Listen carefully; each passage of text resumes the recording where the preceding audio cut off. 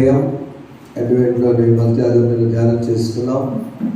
2వ తేదీలో ఈ యొక్క దిన సందేశము మరి చదవబడిన వాక్య భాగంలో మొదటిదంతా కూడా దేవుని యొక్క సృష్టి పరమైనటువంటిది, రెండవది వ్యక్తిపరమైనటువంటి వారమిది. మొదటి 6 సందేశాలు నింగిలో నక్షత్రం, దేవుడి మాట చెప్తే జరుగుతుంది, ఒక ప్రవచనం నెరవేర్చబడింది, దైవనుగ్రహం ఒక వరం, ఆయన రావడం వరం, ఆ వంశము హెచ్చించబడిన వంశము, ఆ కాలము వివరించబడిన కాలం. ఇదంతా కూడా సృష్టిపరమైనటువంటిది, ఏమేమి జరిగింది. ఇప్పుడు వ్యక్తిపరమైనటువంటిది, పర్సనల్, వ్యక్తిగతమైనటువంటి విషయాల్లో అభాగ్యులకు అభయం అనేటువంటిది మనం ధ్యానం చేసుకుందాం. చదవటువంటి వాక్య భాగం నుంచి కీర్తన గ్రంథము 33వ కీర్తనలో ఒక వచనం అక్కడ చూడండి. 33వ కీర్తనలో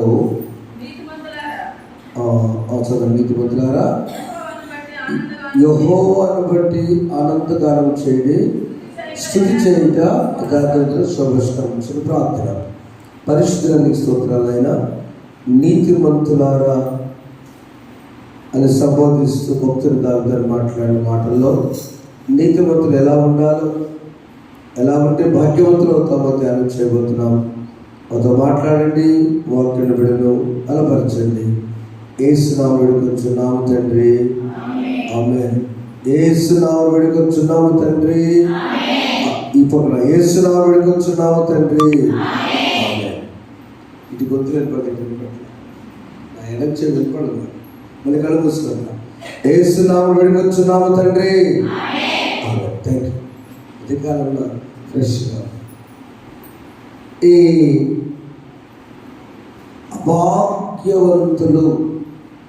అభాగ్యులు ఎవరు అంటే భాగ్యము లేని వారు అని అర్థం, భాగ్యాన్ని కోల్పోయిన వారు అని అర్థం.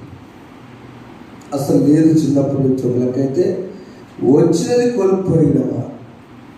ఈ యోసేపు 2వ కేటకు వచ్చిన ముందు ఆయన చాలా భాగ్యవంతుడు. ఎప్పుడైతే మరియతో ప్రదానము చేయబడింది అన్న మాట అనగానే ఆ వచనం ఒకసారి చూద్దాం. మరియతో ప్రదానం చేయబడుట అన్న మాట రాగానే ఆ ప్రాంతంలో అందరూ అన్నారు, అరే ఎంత అదృష్టవంతుడు యోసేపు, ఒక మంచి అమ్మాయి దొరికిందని చాలా సంతోషంగా ఉన్నారు. 18వ వచనం చదవండి.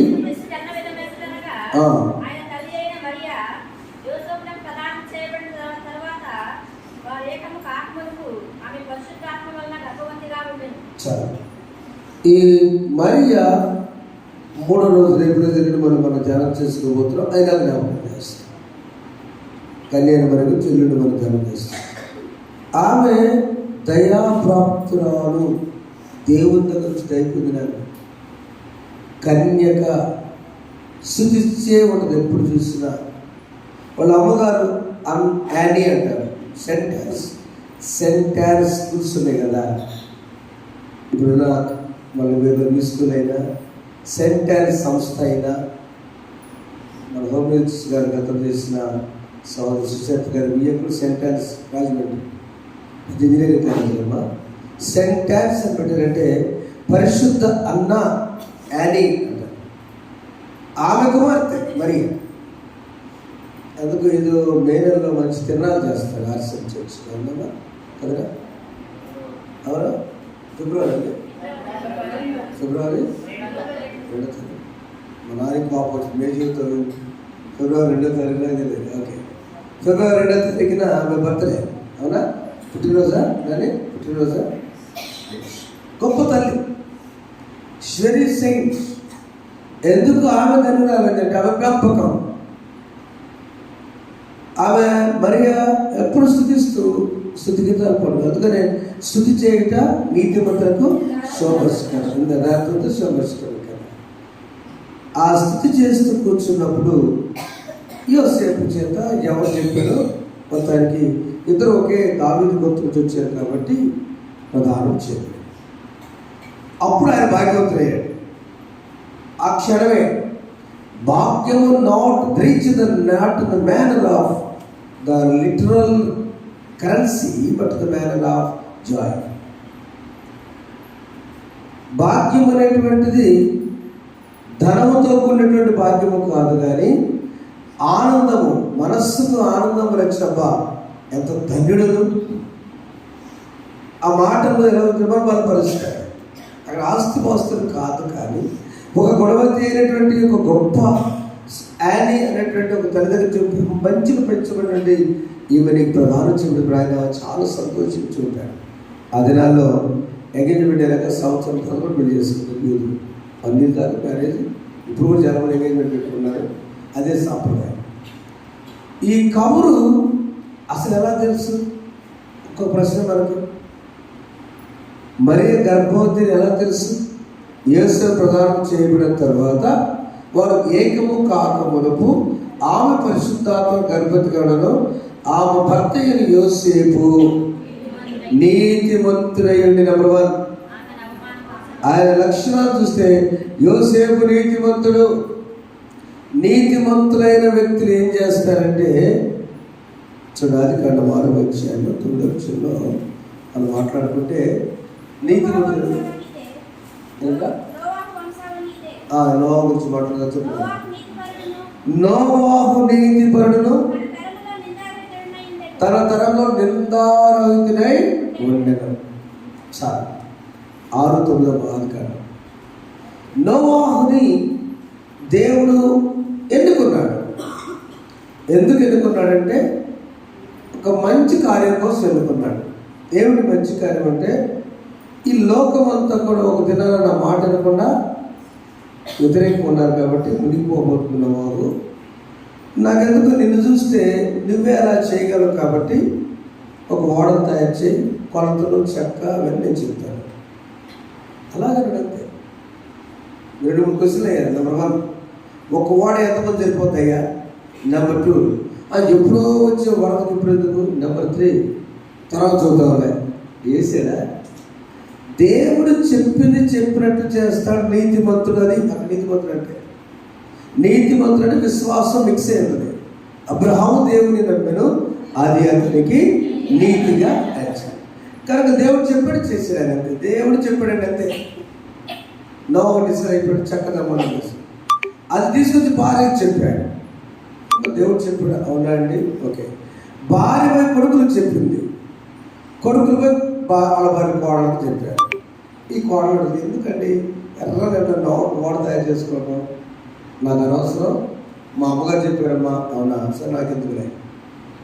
అవునా? చూడండి ఈ సీరియల్. ఒక కుటుంబంలో ఒక వ్యక్తి నీతిమంతుడుగా జీవిస్తే నోవాహు నీతిమంతుడు నిందారహితుడైన కనుక దేవుని దృష్టిలో దేవుని కార్యం జరిగించాడు. ఆ యోసేపు కూడా దైవ వాక్కు కోసం చూస్తున్నాడు. ఆ తరంలో చచ్చినట్లంతా యోసేపు నీతిమంతుడును, రెండవది యథార్థవంతుడు.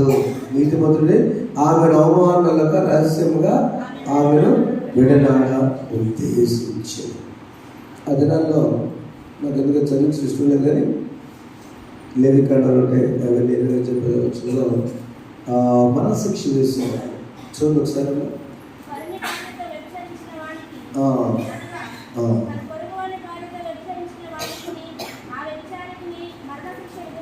ఓకే. ఆయన ఎందుకు మంచివాడంటే, ఎలా భాగ్యవంతుడైనగా చెబుతున్నాడు. ముందు భాగ్యాన్ని కోల్పోయాడు. ఎప్పుడు? ఆమెను విడిచిపెడదాం అనుకున్నాడు. ముందేమో భాగ్యవంతుడైనా, ముందెందుకు భాగ్యవంతుడు? మంచి అమ్మాయి దొరికిందని భాగ్యవంతుడే. ఎప్పుడైతే విడిచిపెడదాం అనుకున్నాడో అభాగ్యుడు అయిపోయాడు. ఒక్క నిమిషం, చాలా జాగ్రత్త. ఆ అని అక్షరం చేరింది విధేయత, వెంటనే అల్లో ఆ చేరింది అవిధేయత. ఎవరికి? ఆదాముకి, అవ్వకి. ఏంటి? ఆజ్ఞాతిక్రమమే పాపం, అవిధేయత. ఇక్కడ కూడా భాగ్యవంతుడు ఏమైపోయాడంటే అభాగ్యవంతుడు అయ్యాడు. చూడండి, చిన్న వాసుకి నీతిమంతుడు ఏం చేయాలి? దేవుణ్ణి అడగాలి. ఏం జరిగినా దేవుణ్ణి అడగకుండా he himself decided to leave Mary, the virgin Mary. ఆ కన్య అయినటువంటి మరియను మానవ రీతి ఆలోచించాడు, విడిచిపెడదాం అనుకున్నాడు. వాస్తవంగా రాళ్ళ పెట్టి కొట్టి చంపే సాంప్రదాయం ఉంటుంది, ఇలా మరణశిక్ష ఉంటుంది. 2-3 రకాలు ఉన్నాయి.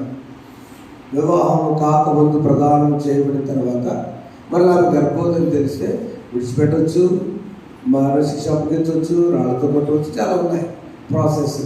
ఈయన ఏదనుకున్నాడంటే నీతిమంతుడు కాబట్టి ఎందుకులే పోనీలే, నేను ఒకప్పుడు భాగ్యవంతురాలుగా అందరికీ చెప్పుకున్నాను కదా, ఆమె మన అవమానపడితే అప్పుడని చెప్పడం ఒకసారి కదా. చాలా మంచివాడు ఆమె యోసేపు.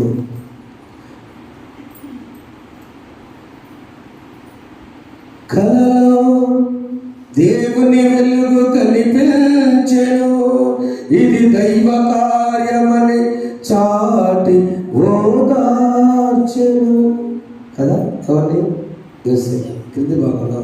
ఇప్పుడు దూత వచ్చి చెప్తుంది, చదువున్నప్పుడు అతను అంత క్లియర్గా సింపుల్గా రాశారు కదమ్మా.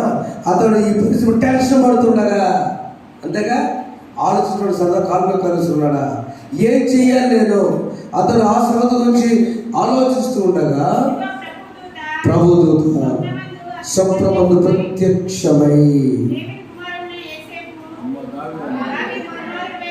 దావీదు కుమారుడైన యోసేపు, నీ భార్య మరియను చేర్చుకున్నకు భయపడకుము, ఆమె గర్భం ధరించింది, పరిశుద్ధాత్మలో కలిగించాలి. ఈ టెన్షన్ లైఫ్లో అటు చేర్చుకుంటే అందరూ నన్ను ఏమంటారో, సమాజం అనేది ఎంత చేతగాని వాడు, ఈ సమాజం భయంకరమైంది. ఆయన సమాజాన్ని భయపడ్డాడు. మరియ మీద కోపం వస్తే ఆమె విడిచిపెట్టాలనుకునేవాడు, చెప్పాలనుకునేవాడు. ఆయన అప్పుడు భాగ్యవంతుడు కొన్నాడు, ఆమెను చాలా ఘనంగా చూశాడు. ఆమె స్తుతించే బిడ్డని, వాళ్ళ అమ్మగారి బ్యాక్గ్రౌండ్ బట్టని హ్యాపీగా ఉన్నాడు. అలాంటి ఆయన ఏమి జరిగిందో, నీతివంతుడు కాబట్టి, యథార్థవంతుడు కాబట్టి, ఆయన లక్షణాల్లో is very generous and righteous. ఆయన హార్ట్లో ఆమెకు ఒక స్థానం ఉంది కాబట్టి ఏం చేశాడంటే విడిచిపెడుతున్నప్పుడు దూత వచ్చింది. చూడండి, మనం చాలా టెన్షన్ పడ్డప్పుడు మనకు ఒక మాట ధైర్యం ఇస్తే చాలా, ఆమె ఏం కాదులే చూడండి అంటే అది ఎంత ధైర్యం, సపోర్ట్. ఇక్కడ దూత వచ్చి ప్రత్యక్షమై భయపడకుమో, నువ్వు అభాగ్యం అనుకున్నావా, నువ్వు భాగ్యవంత పోగొట్టుకుంటున్నావు అనుకున్నావా, మనకి నాకు ఛాన్స్ లేదు, టాప్ దొరికిందో లేదు అనుకున్నావా, స్తుతించి పాటలు పాడడం లేదనుకున్నావా, భయపడవద్దు.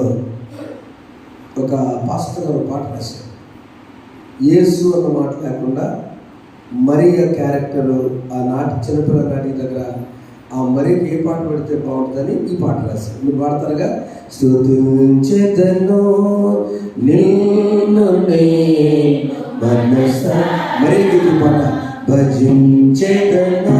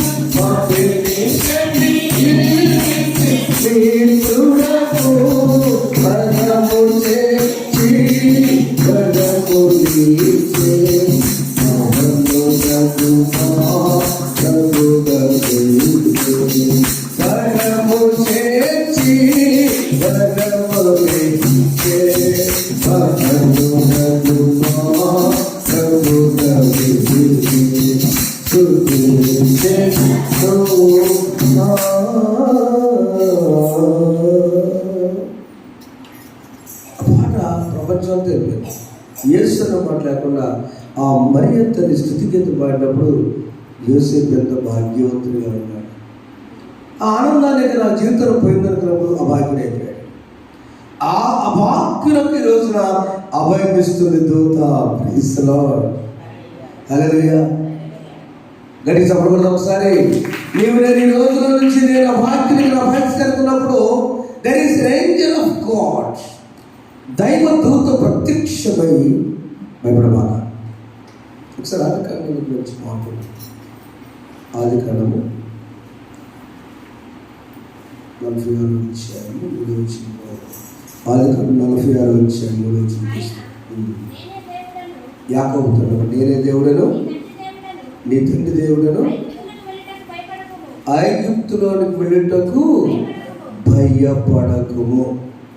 నేనే పంపిస్తుంది, నేను భయపడబాక యాకోబుతో చెప్తున్నాను. నేను నీ దేవుడను నీ తండ్రి ఇస్సాకు దేవుడిని, మీ తాత అబ్రహాము దేవుడు. కానీ నేను ఇక్కడికి వెళ్ళమన్నప్పుడు అక్కడికి వెళ్ళిపో, భయపడబాక. ఎట్లా వెళ్తానయ్యా మళ్ళీ ఐగుప్తు? నేను చెప్తున్నా కదా, వెళ్ళిపో. నేను చెప్తున్నా. ఆ తరంలో వచ్చాడు కాబట్టి యోసేపుతో దూత అంటుంది, భయపడకము, వెళ్ళి మరియను చేర్చుకో. అమ్మ తెల్లాలి అర్థం కదా. నా బాధ కాదు, మీ బాధ కాదు. జాగ్రత్త ఉంటున్నారు, సంతోషంగా ఉంటారు. సింపుల్ ఏంటంటే యోసేపు నీతిమంతుడు, మరియా చాలా పవిత్రురాలు, మంచి కుటుంబం నుంచి వచ్చింది. ఆ మ్యాచ్ కుదరగానే భాగ్యవంతుడు అయిపోయాడు అనుకున్నాడు. కానీ ఎప్పుడైతే ఈ నేను గర్భవతిని ఎరిగి ఉన్నాడు అది ఎట్లా తెలిసిందో ఆ వార్త ఇప్పుడు అర్థం కాదు. ఎట్లా చెప్పుకుంటారు? మరి చెప్పాడు. ఎవరు చెప్పుకుంటారు? దేవదూత ద్వారా ఇన్స్పిరేషన్ తెలుస్తుంది. లేకపోతే 7 నెలలు 9 నెలలు అనుకోవచ్చు. ప్రజలు చెప్పేవాడు మనం లాగా పుని కట్టుకొని ఆశ్రమం పోయింది అనగానే జరగచ్చి చూపించుకోవడమేమో కాదు, ఇది చెబుతారు. మరి కాదంటే అప్ప ఇట్టగా ఎందుకు నీవు ఈ విషయాలు ఎక్కువ చెప్పుకుంటారు. అవి కాదు. ఇక్కడ ఎలా తెలిసిందో తెలియదు, కానీ తెలిసిన సత్యం తెలిసింది. తెలిసిన తర్వాత ఆ భాగ్యం పోయిందనుకున్నాడు. కానీ దూతం వచ్చేప్పుడే భయపడకము. గో. క్రిస్మస్ దినాలు ఎలా ఉండాలంటే, నా సంగమా, దేవుని బిడ్డలారా, గ్రామమా, బిడ్డలను చూస్తున్నారా, లేక వింటున్నారా? ఇక్కడ చెప్తున్న మాట, యునైట్ ద ఫ్యామిలీ. భార్యాభర్తలు మొట్టమొదట ఐక్యపడితేనే భాగ్యవంతుడు. You are united, you are rich. నువ్వు దూరంగా ఉంటే నువ్వు కోటేశ్వరుడైనా ఇంకో కోటేశ్వరుడైనా వృధా. పేరు చెప్పు. కానీ గుంటూరులో మాకు మంచి బంధువులే. ఆయన మంచి ఉద్యోగం, ఆమె మంచి ఉద్యోగం. చిన్న మాట దగ్గర కూతురు ఆయన తీసుకెళ్ళి, కొడుకు నేను తీసుకెళ్ళింది. పెద్ద వివాహం వచ్చేసరికి అందరికి తెలిసిపోయింది. ఎలా మంచి పిల్లలే, పాప మంచిదే, ఆమె చేసుకోవాలి. ఆయన మంచిదే, జమ బ్యాంకు, ఆయనగా డిపార్ట్మెంట్లో గవర్నమెంట్. ఇద్దరు ఫోన్లు చేసుకుంటారు, బాగా మాట్లాడతారు, కలిసి మాత్రం ఉంటాను. బాగా ఏంది వచ్చింది అక్కడ? మీ మామే చచ్చిపోతే నేను వస్తా అంటున్నాను. ఒక ఆఫీసర్ గారు మాలాంటి చెప్పుకుంటాను నేను. Simple simple. ఆ వివాహం దగ్గర పెద్దోళ్ళు వెళ్ళిపోయి గట్టి గద్దించిద్దని అంటే చదువుకున్నారు. ఏం చదువుకున్నారు? ఆ పాప అనేది ఆ పాపం చేసిన వాళ్ళు ఇష్టపడుతున్నారు. మీరు కలిసి వస్తేనే వివాహం.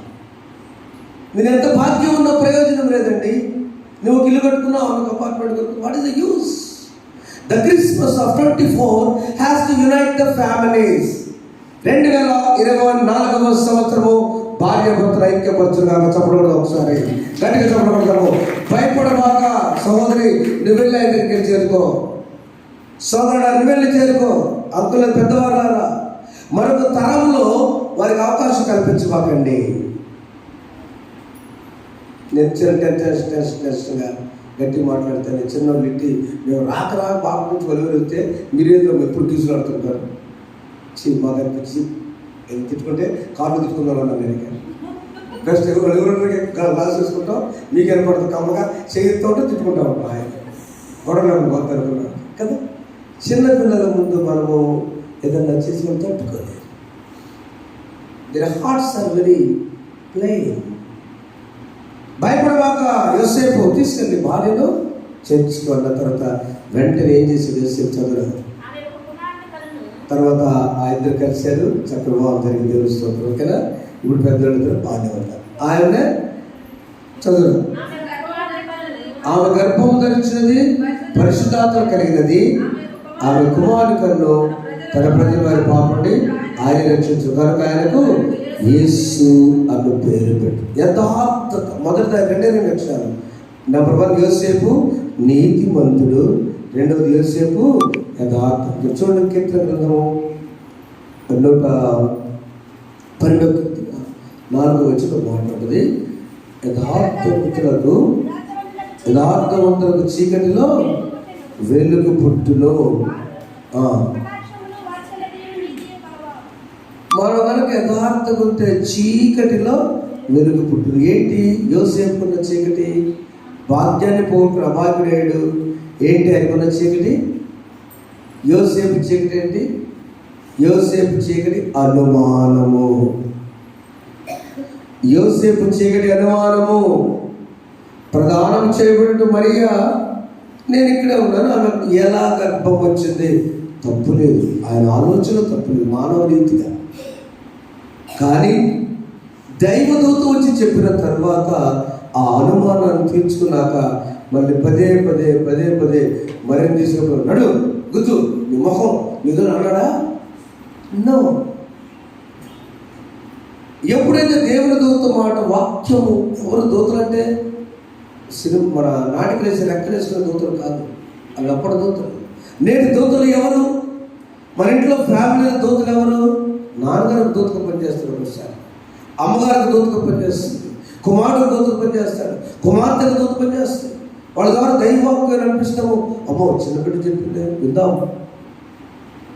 అక్కడ దేవదూత వచ్చి చెప్పి భయపడకన్నప్పుడు ఆ చీకటి పోయి యథార్థవంతులకు చీకటిలో వెలుగు పుట్టింది. మరి భాగ్యవంతుడయ్యాడు. సీరియా ముందు భాగ్యవంతుడు, అభాగ్యవంతుడయ్యాడు. మరి భయపడకుండా చేర్చుకున్నప్పుడు భాగ్యవంతుడయ్యాడు. ప్రేమైన వాళ్ళారా, ఒకసారి ఒక సందర్భంలో భయపడతాం.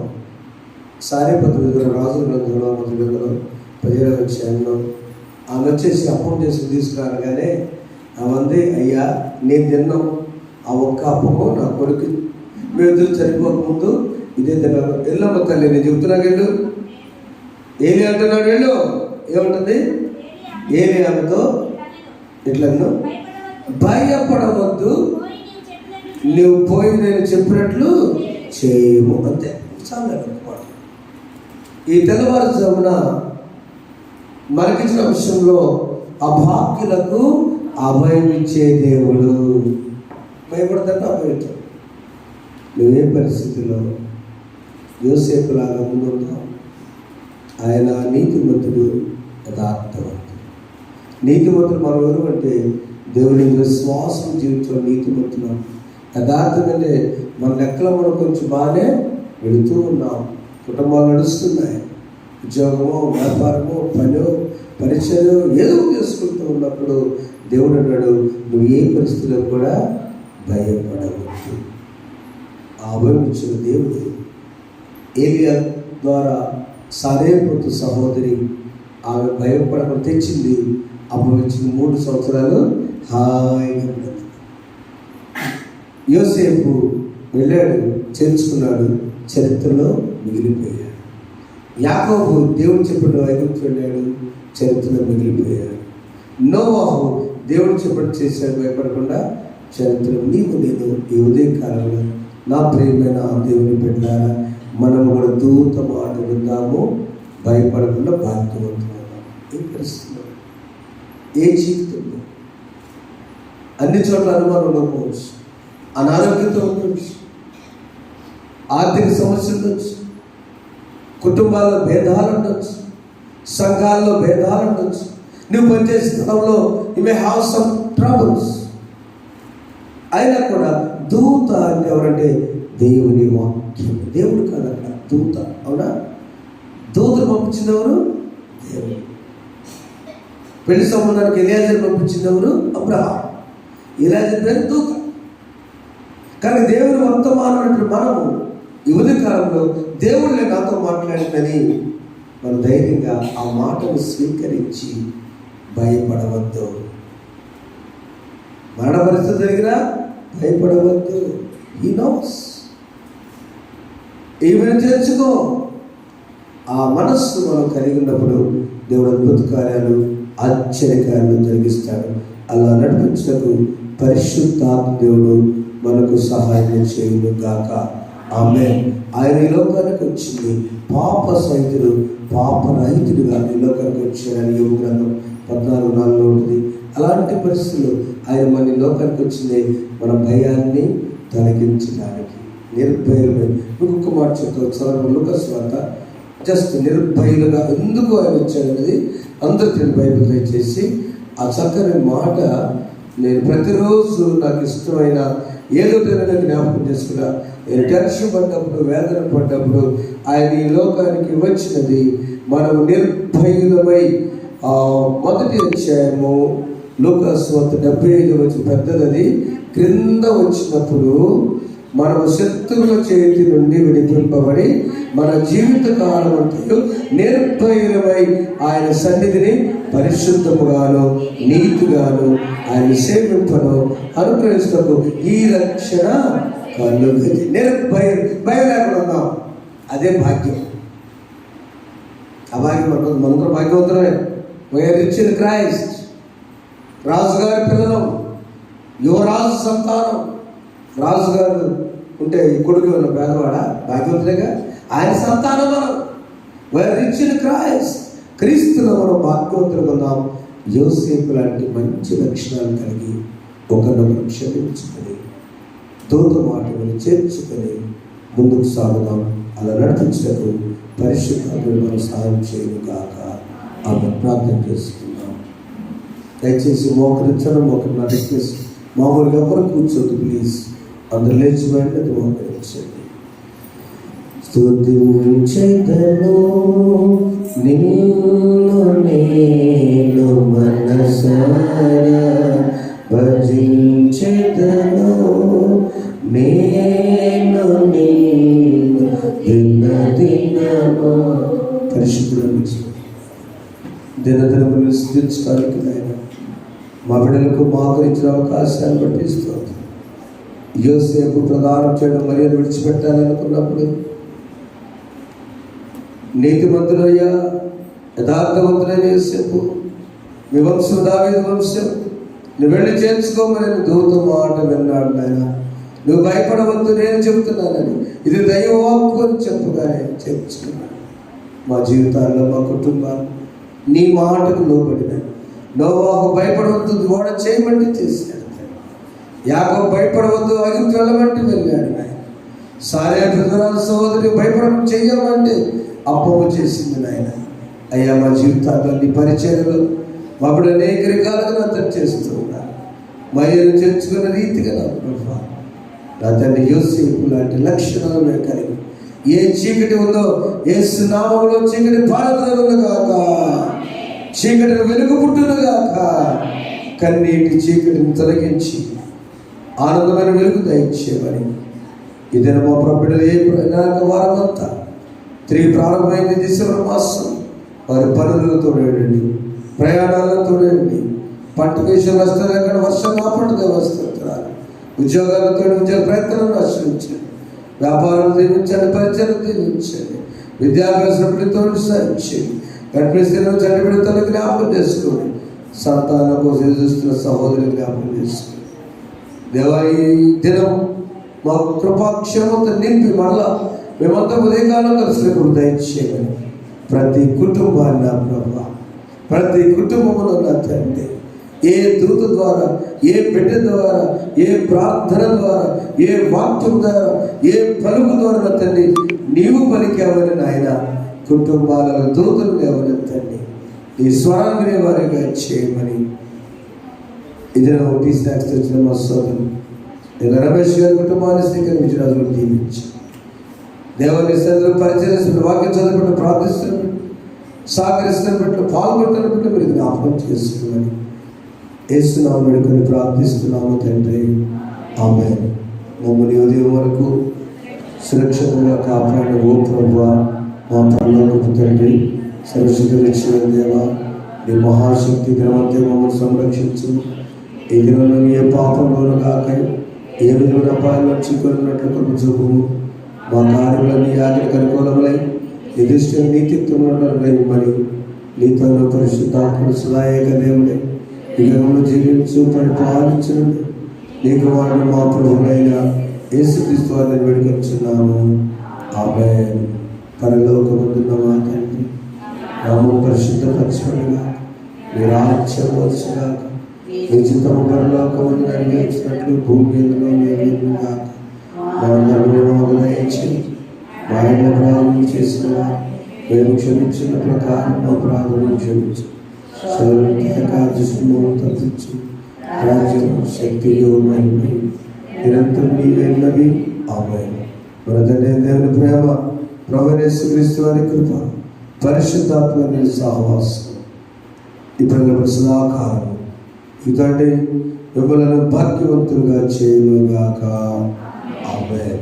దావీదు వంశమందు ధన్యుడు జీవించినాడు దేవుడగు యెహోవా, నా దిక్కు వేయి చూచినాడు, రక్షకుడు దయించినాడట,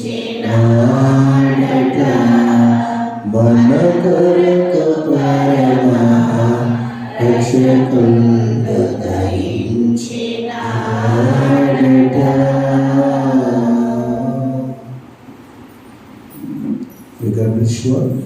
అందరి కొందరు మౌనంగా ప్రార్థన చేసుకోండి. నేను రమేష్ గారి కుటుంబం గురించి దేవుడు ఏదో కొండలో మీరు వాచ్ చేయాలని కోరుతున్నాను. దేవుడు కుటుంబాలను వెలిగించుకున్నాను.